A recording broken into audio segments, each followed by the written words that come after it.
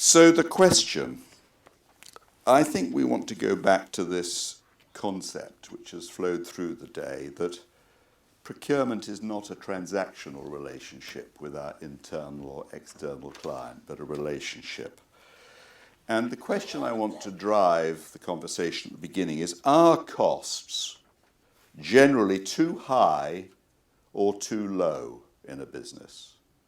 Look, I think it's totally situation specific, but so I can sort of see a situation where in a commodity business, cost is always going to be paramount. It's interesting as we in the immediate environment we're in now, we're seeing a flattening of cost curves and therefore a reduction in price.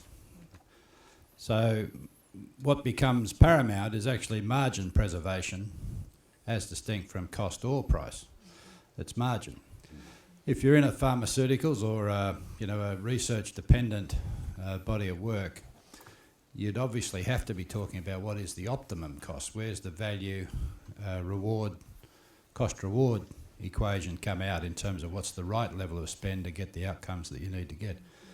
But business is never single-dimensional. And this is part of the challenge with all of this process, is that we do tend to have to reduce things to single points. You talked about what is the KPI before.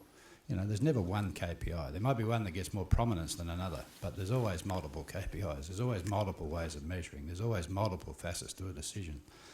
How can we measure something as intangible as a social value of what we do? We are the gatekeepers, I believe strongly, of our companies that we exist within, our environments, the company, the bodies we're responsible for. We are that agent of that company, managing risk and managing the social impact and the brand impact with our source bases, because our supply lines are many faceted and complex as they go down, and as many companies have found out their cost at many different tiers, can directly impact their brand overnight, if not quicker.